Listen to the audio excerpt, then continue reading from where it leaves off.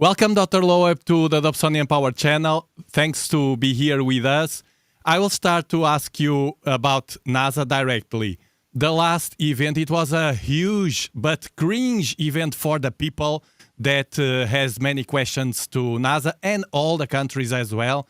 But NASA made something unexpected. It was a huge event like the Oscars Academy event to show us not only crappy pictures, but also the worst. It was not the pictures, but not talking about the anomalies. We were expecting such a big event to be around the anomalies that we question about, and you as well. What do you have to say about this? Well, thanks for having me. My disappointment from the NASA press conference stemmed from the fact that they had only officials, only administrators. They could have brought some scientists that analyzed data and would have been more informative about the details of whether there are unusual features of 3i Atlas that we need to explain. Because the message should be there are mysteries, things that we don't have a clear scientific explanation for, and we would like to figure out the nature of this object. Even if they think that it's natural, they cannot completely ignore the possibility that we're missing something. And that is obviously the case because I listed 13 anomalies that they did not refer to, including, in particular, the large mass of the object. Maybe it's much smaller, but we need to find out the alignment of its plane with that of the planets, and the plume that extends towards the sun rather than away from the sun, as expected for a comet. And most recently, also the fact that it arrives to Jupiter exactly at the distance where the gravitational influence of Jupiter dominates over the sun's gravity. That's another anomaly. Altogether, there are many of them, and understanding the origin of them would have helped us figure out the nature of the object, but they ignored them. And that's because these are officials, they're not scientists, they're not engaged in the actual research, and they did not get into the details. Now, the other disappointing fact is that the images they showed were fuzzy, they were not particularly informative, and that amateur astronomers in recent weeks, after perihelion, the closest approach of 3i Atlas to the sun, obtained the images that are far more informative with instruments that are only, a few $1,000s in cost compared to the billion-dollar instruments that NASA is using. Now, it's quite understandable that many of the cameras that the NASA is using, were not designed to look at a comet or an object of this nature. For example, the high-rise camera on board the Mars Reconnaissance Orbiter was designed to image the surface of Mars, and it's a different task, and perhaps the jitter in the camera prevented them from getting a high-resolution image. That's why it's so fuzzy. But the image itself that they provided shows an elongation in the direction of motion of 3i Atlas, and it's perpendicular to the direction to the sun. That's an unusual fact. They didn't even mention that. The other thing is, if they have only fuzzy images with very little information, if the only new information that they could have provided was that there is hydrogen detected near 3i Atlas, which was discovered by the MAVEN observatory near Mars, then they should have not held the press conference. It's better just to let scientists look at the data and what is the reason for having a big event when you have no information to back it up. You're basically violating the reason for the press conference, which is usually to express to the public that there is an important piece of information the public didn't know about. So I think altogether, the fact that the officials insisted that it's a natural object, there is nothing mysterious about it, and at the same time not providing any new information, and not bringing scientists that are engaged in the analysis to discuss. There were scientists involved with the Hubble telescope data, with the Webb telescope data. They could have brought them. It would have been far more informative. Altogether, the fact that for 45 days this data was withheld from public's view because of the government shutdown, and the way that they handled this press conference, to me, suggests that it's bureaucracy ruling over science. The priorities are not set right. Because if I was at NASA, and administering that organization, and if there was any way of just putting the data into a repository that scientists can use without involving any NASA employees in the analysis of the data or anything, so it would not violate anything to do with the government shutdown, that would have been my priority. Instead, they held it for 45 days and then made a press conference when there was no information to deliver. And it betrays the public's trust in the objectives of those officials. Exactly, the objectives. And there's, it feels like we are all put inside a box, and that they decide whatever outside the box, and we have the windows to watch outside the box, but they don't allow us, the people, to ask questions, simple things, ask questions about things that we watch from the window and see that are weird. And they just tell us, okay, forget it, go work, it's like this, and whatever, go work. Well, you see, this is exactly the issue that I have with the way science is communicated to the public, because there is this sense when you have a press conference that you have a lecturer in a classroom telling you what you need to know, and there is no cross-talk. And the truth of the matter is that science is work in progress, and what the public says, I had a lot of insights communicated to me from non-professionals, and the public funds science. The taxes that the public pays fund science. So I think the public deserves a better approach, which is more respectful and basically listening to what the public cares about and allocating the research objectives to address those questions from the public. For example, instead of investing more than $10 billion in the coming decades in the study of microbes, as the mainstream of astronomers are arguing, we should invest similar level of funding in the search for technological signatures, because the public is much more fascinated by that option. And and so what you see in press conference is the arrogance of expertise, where those people on stage are telling you, we know what is correct, we know how to use the funds, we don't need any feedback, and we will tell you what we find, and you accept it, but you don't have a voice as to what we are saying. And I think that's the wrong approach, because I think the foundation of science is the humility to learn, and we are all ignorant about nature. There are some aspects that we don't understand. The anomalies that I listed just show you that. Science is work in progress, and it's like the work of a detective, where you collect clues and try to figure out what's going on. But the public could be involved in that process, where we are not able to answer all questions at any given time, and we are just trying to collect enough evidence so that everyone would be on the same page. There shouldn't be a separation between the scientists and the public in the way that we see in those press conferences. So I think it's a bigger problem. It's not just in this context. You find it in many other contexts. And frankly, many of the truths that were communicated in press conference are later revised. It turns out that there was a mistake, or it turns out that there is something different that sheds new light on the problem.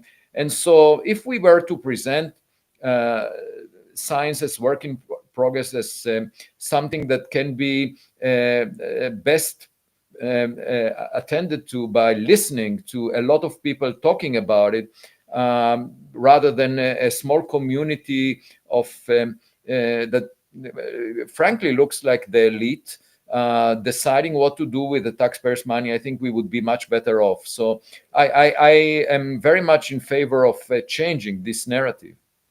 Yeah, and you touch a very important point, that is that fascination. That fascination we have, and as I do, we have children, others here, most of us have children here. And we know very well that it's our responsibility to deliver good information for the ones that are growing right now and that will have that heritage from scientific community as well. And we are we are the biggest part of the world, not them. They are just a small group of people that seems like they are living in a bubble. And the biggest group is the people of the world. And if their goal, if their purpose, if their mission is to work for the people, to work for the humanity, it means working for the people, to all of us. And those growing kids that are now trying to figure it out, and you watched it from your letters, I watched it here every day. I watch it. People saying, right today, I read something like, my kid was dreaming about this, and people like, my kid watch your show as well. He's fascinating. That fascination is what will move. You should agree. It's what will move and attract the younger generations to learn science. I get a lot of emails from parents who tell me that now their kid wants to become a scientist. You know, these are fathers who talk about their daughters, or mothers who talk about their sons, and they just say, because of you. I mean, when they watch me on television or on podcasts, they are fascinated by the aspect of learning something new about a fundamental question, you know, like, are we alone? And, you know, if this is my biggest reward of being able to bring the excitement of science, the fact that, you know, it's work in progress. If you present science as work done by experts that just show the public the finished product according to them, then it alienates the public and it creates the impression that it's a work of the elite. I don't see myself different than any person. I just have the privilege of promoting the same questions and addressing them with the kind of tools that science gives me, which are instruments that give us high quality data. And in that sense, you know, any decision of what the data means is similar to when FIFA, the soccer world organization, has to decide what really happened in the field, you know, and they don't go around and ask people, what do you think happened? They use instruments like cameras to figure out what happened, whether there was a goal or not. This is a common sense approach, right? To decide what is the reality of 3I Atlas. Let's collect data, look at it, and all of us can reach the same conclusion once we have enough data. When there is not enough data, we will be left with open questions. And no NASA official will decide what the answer to the open question is, for the same reason that the Vatican was not the arbitrator as to whether the Earth goes around the sun. It was data that was collected that implied that the Earth goes around the sun and not the other way around. And what the Vatican said was completely irrelevant. So this is the way we should make progress, the scientific way. And science is exciting. It doesn't need to be boring. That's my main message. And the only reason that science may look boring at times is because of the way it's communicated as a finished product, and we don't share it with you. We don't tell you what our priorities are until we make the decision to do that. And I think it should be an interplay between the public's interest and the scientific community as to what we examine, what we study, and how we reach the conclusions. Let's show the process, because all of us can be part of that process. Yeah. And talking about data, there was something, to me, a massive anomaly that we just had. Not only the path of 3I Atlas through the ecliptic plane of our solar system, but now the adjustment that we talked about the last time you were here. I asked you, and well, it was only a slight movement, and we forgot that. But now you realize that it's right in the adjustment puts the path of 3I Atlas right on the heel radius. So for the people that don't know, that point of balance of equilibrium between gravity pulling by the sun and by the planet. So if you want to deliver probes, it will be the best place to place them, right? Right. Yes, of course. I mean, the 3 Atlas is moving at 66 kilometers per second right now, and you will have to cancel that speed in order to deploy a device. But this is the location where you want to put it. For example, the Lagrange points, they are the points where there is perfect balance between the gravity of the sun and the gravity of Jupiter. And, around the Earth, we have the Lagrange points L1 and L2, where we usually place instruments because there is very little course correction or fuel requirement to keep a device in those points. And so the same is true about Jupiter. The Lagrange points would be a very good place to put some devices. I'm not sure what the purpose would be. Also, Jupiter is the most prominent planet in the solar system, and so if this mission was designed, long before humans existed on Earth, the Jupiter was presumably known to whoever sent the technological device, and there might be some mission associated with that. Now, I found that just by chance that this is to 4 significant digits a perfect match between the perigove, the distance of closest approach of Jupiter, and the Hill radius. And I wrote about it an essay on medium.com, and then I also sent the link to that essay to the person, Davide Fornaccio, who is updating the dataset of JPL, NASA's website, on 3i Atlas, and I pointed out to him, look, this is an amazing coincidence, thanks to the numbers that you have on the JPL Horizons website. And he did not respond. And 2 days later, the numbers in the website were changed. So the normalization of the of the non-gravitational acceleration, it has 2 components that were previously listed, A1, A2. The value of A1 was dropped by a factor of nearly 10. And the radial dependence, the dependence of that non-gravitational acceleration on distance from the sun was changed. So previously, there was a model. By the way, it's all a matter of modeling. It has nothing to do with the data. So the model used before was for a comet that has mostly water, based on comets in the solar system. And now the adapted model is a dependence on distance from the sun inversely with radius squared, with distance squared, which is appropriate maybe for carbon dioxide. But so taking the new radial dependence and the new normalization, that now the non-gravitational acceleration brings 3i Atlas a little bit outside the Hill radius, a little bit. Of course, we will find out as it gets closer to Jupiter whether this model is correct, because there was already evidence that it's not correct. It's not inversely with the distance squared from the sun, the non-gravitational acceleration, because we saw that the object was actually brightening much more rapidly. There was a paper that argued that near perihelion, closest approach to the sun, it was brightening inversely with distance to the ninth power, not second power, the way this model is. So that would imply that any course correction, any non-gravitational acceleration was impulsive, close to the sun, and nothing, no tail, like 1 over distance squared.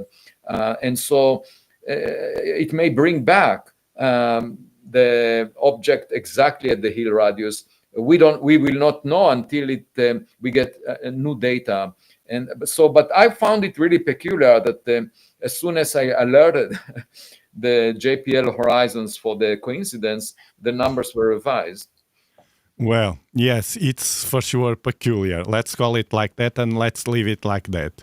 Well, now let's enter finally into what we want. Because if I don't ask you this, I know my community. I'm not like NASA. I make bridges between me and the community, as you make with your students and all the people that you talk.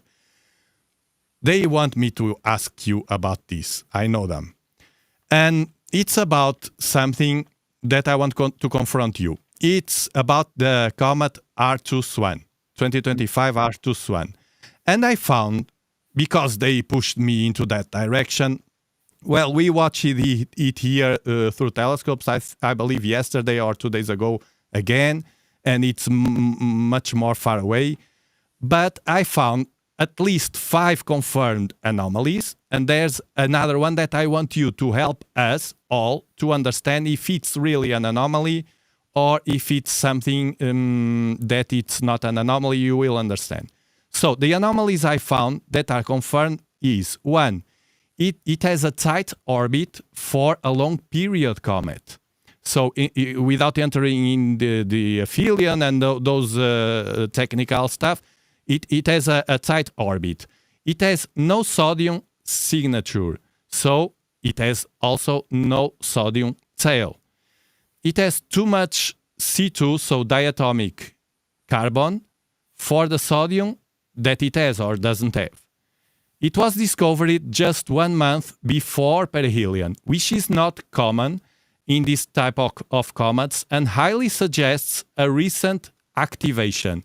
So something that was activated recently and not before getting closer to the Earth. And it was reported, I remember this, it was reported signs of fragmentation for a first passage, which is uncommon. And it didn't happen because I remember to compare them with the K1 Atlas that really fragmented in 3 big pieces, at least 3 big pieces. And the study that I read about the Swan 2, the R2-Swan, it didn't show really, we couldn't get a defined fragmentation.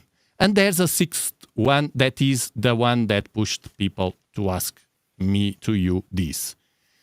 There's a study that was published in the Astronomer's Telegram that shows the picture of it having an anti-tail. Let me show you the picture, just at least one of them, so you can have an idea of it. I don't know if you watched it, but no. Okay, it shows this picture. So we can see here something very similar to 3 Atlas. I will send you the link as soon as we finish. This is right. And the sun is to the upper left? That's what I don't understand here. And I don't understand. What I said to my viewers was that, hold on.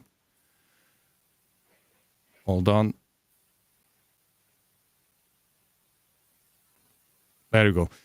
What I said to my viewers after studying this was that we know that the anti-tail of 3 Atlas is a real anti-tail. And usually, and I know this because of the pictures that people take with telescopes, it's an optical illusion when we see, oh, it's forming an anti-tail. It's it's like this, you know, and it's not really an anti-tail. It looks like, from our perspective, as it looks like with the solar plasma that comes from SO telescopes, it's 2-dimensional. We understand that. But here, they were not, I will send you the link, they were not very clear about it. So I can't say that this is a real anti-tail, as they claim. They don't claim exactly it's a real anti-tail, but or if it is from the perspective, I don't know what to do it. I'm not a scientist. I will send you the link. I thought you were aware of it. What is most unusual about this particular one, I mean, the claim is that it belongs to the solar system, but it comes from a very large distance. It's coming from the edge of the Oort cloud, the outskirts of the solar system, and it's, it could be interstellar as well. It's on the borderline of being interstellar. We can't really tell very clearly.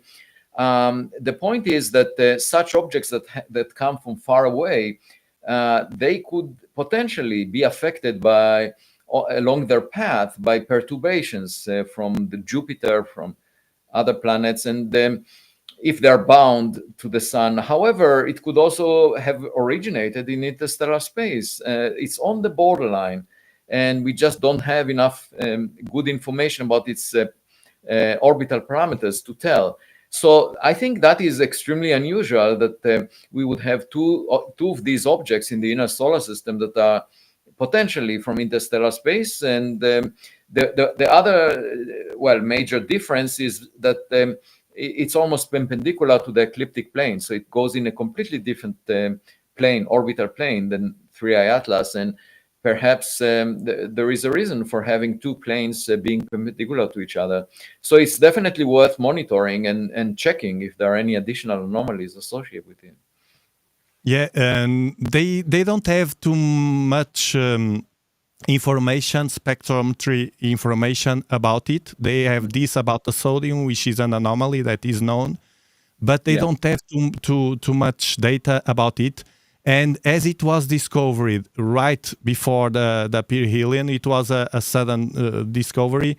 It's associated because of the characteristics. I was comparing with tables, comparing with other comets, and even with Halley-Bopp, with Halley, with Neowise, that are more into that segment of processed comets. It has different characteristics as well.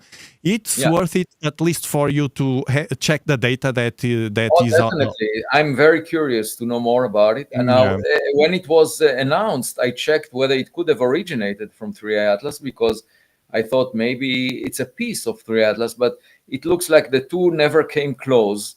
And the orbital planes are perpendicular. And if you have a situation with technological device, you would expect more than one. And very often one is used for distracting attention from the other one. And so this happens quite a lot.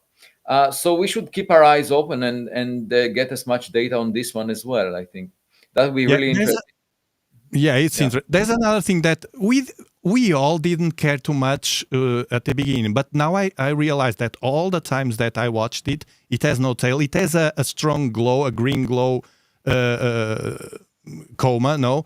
And now people realize that it goes in kind of parallel to 3I Atlas. I didn't give too much importance to that because of the distance.